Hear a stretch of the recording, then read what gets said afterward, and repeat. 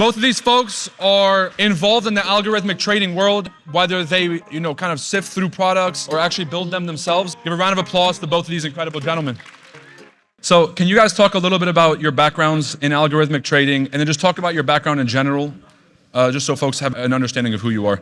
Absolutely. Thank you, Roy. To keep things simple, I got into trading 8 years ago, dove into algorithms about 5 years ago, fell in love with the process of being able to walk away from the charts and have something be able to make me money. Started building my own algorithms, saw that there were a lot of downfalls in most of the products in the market. Truthfully, most of them are just crap. You guys probably have seen that. You've maybe, show of hands, how many of you in the audience have ever bought an EA online or used a software of some sort?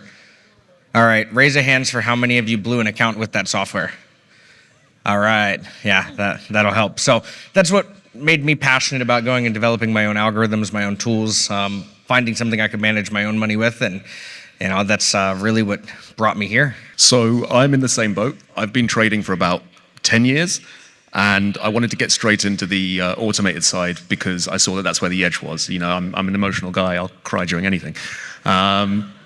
And I knew that without that sort of edge, I would never get very far. So I was always a little bit obsessed. I'd say obsessed with the automated side.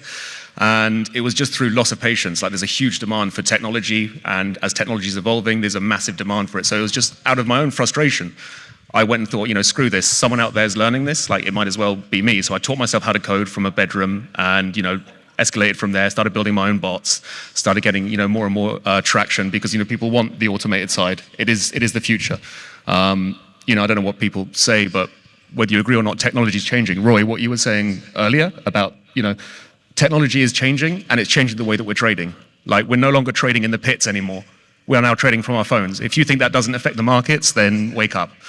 And the same with bots, the same with huge amounts of risk and capital come, huge amounts of responsibility. And as a result, you need to build these algos like Mac's doing. And that's what I did. So you're talking to the guy who wants them done and the geek.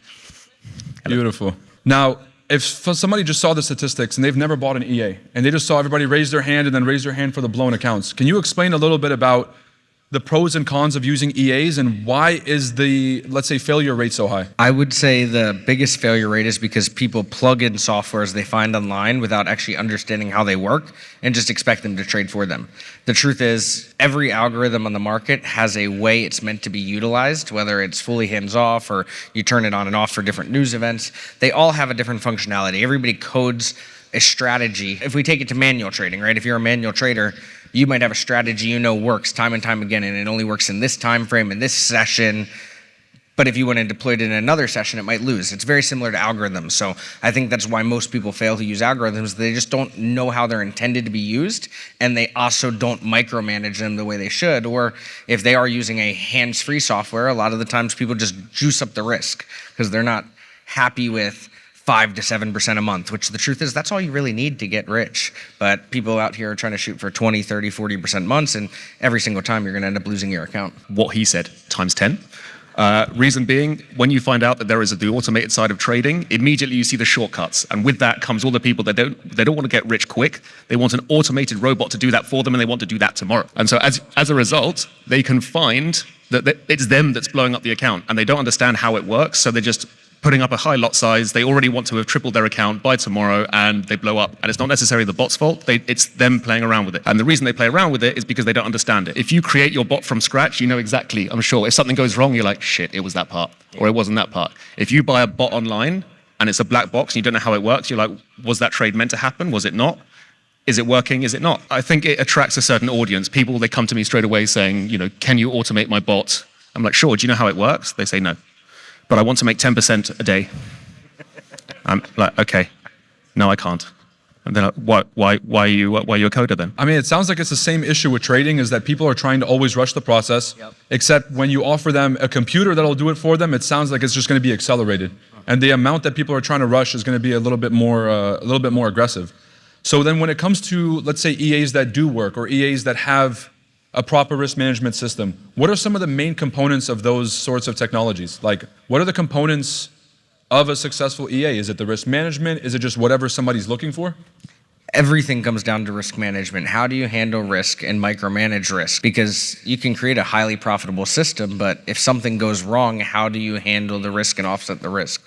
That is the piece and the component everybody is missing from some of the best algorithms. I mean, I've seen algorithms that are on the market that they're phenomenal besides for the way they handle risk. And if you were to go modify them, they would actually be 10 times better. So yes, I would say risk management is 100% it. That's really like the missing component for, I'd say 90% algorithms. Another 10% just suck in general. Now, when you say, oh, sorry, but when you say suck, is that specifically talking about the system that they're using, or is it about the way the software is set up? Is it just if the strategy is good and you program it, it's going to be a good system, or? No, because you have to micromanage all the different components. So your like I said, if you have a manual trading strategy, you know it's best in Asia.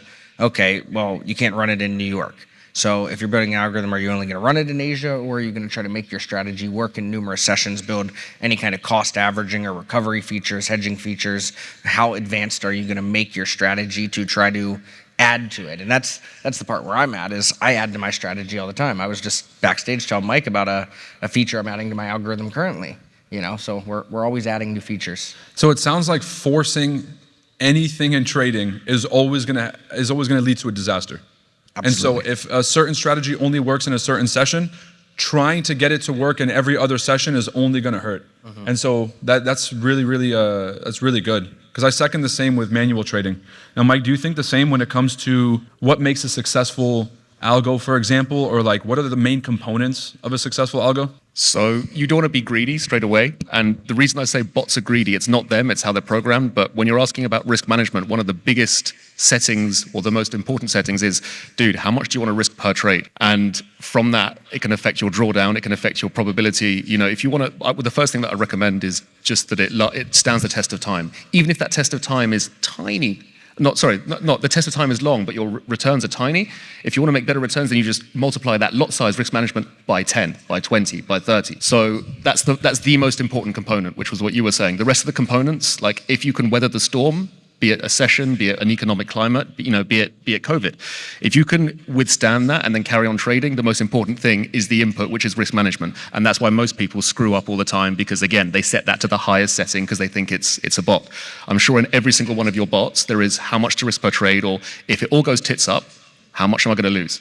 Yeah, every single bot has that setting. Yeah, whether it's an equity protector, risk per trade, balance protection, a chill out mode. I have numerous risk managements, even in my own algorithm for it. You have your per currency equity protector, you have your per global account equity protection or max risk. Then you have balance protection, which is if I'm in this percent of drawdown, just don't even take another trade, right? You can add in all these different risk management features, and they're all the game changer for people. You have to have the risk management. So one thing that I built that I found exciting was, as soon as your account is in profit, take a small amount of that profit and then risk 100% of that, because that's like free money. It's the market's money. If you make 3%, of that 3%, take one and do the same strategy, but go balls deep, with that, sorry. With that 1%, go hard on that. And then you start to create these little like sub-returns from your otherwise returns. No, that was really Thank well you. said. And yeah, guys, we know with all due respect, if somebody doesn't like profanity, this is also not the Disney Channel. This really is, like, trading does require a significant amount of emotional maturity. And so just want to go ahead and preface that. Somebody out there is just like, oh, he said a bad word on stage. It's like, brother, if you think that that's bad, wait till you see what the market's going to do to you. Thank you. Right? So Thank you, Roy. let's grow up a bit. Last question I have for you guys is, if somebody here is not interested in the algorithmic side, but they want to take away lessons from what you guys have learned using tech to apply to their manual strategies, what lessons have you guys been able to learn that you think apply to both? I'd say the biggest thing is the discipline to walk away. If you have a bad day, a losing day, a lot of traders out there, they revenge trade. And I see the same with algorithm traders. They have a huge big month, and then they have a losing week, and they're trying to go get all their profit back, and they end up just losing it all because they start risking more, they get greedy. It's the same thing, revenge trading. It's real in algo trading, it's real in manual trading. No matter which way you do it, you just got to know how to walk away sometimes from the charts and just take a break and turn the bot back on tomorrow or next week. Take a break when you need it. I think that's the biggest thing to apply learning from it, is just knowing that you're not there to take every trade. You don't need to trade every day. Even the way I build my algorithms, they look for precise setups. There might be a week or two I don't even take a trade. So you gotta put those things into account.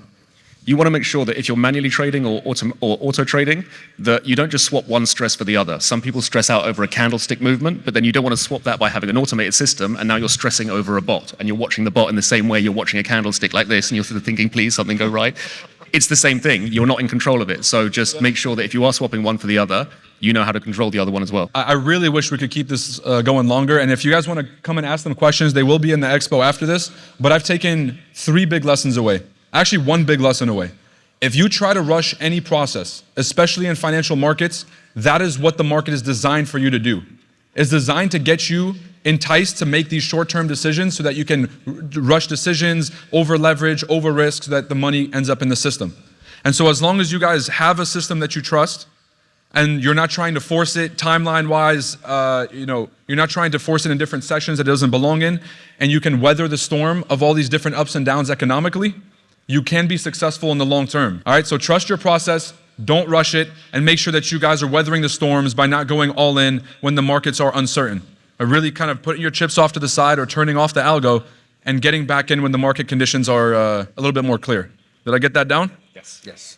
Beautiful. Ladies and gentlemen, can we get a round of applause? Guys, I really wish we could have gone longer. Likewise, I really man. appreciate you.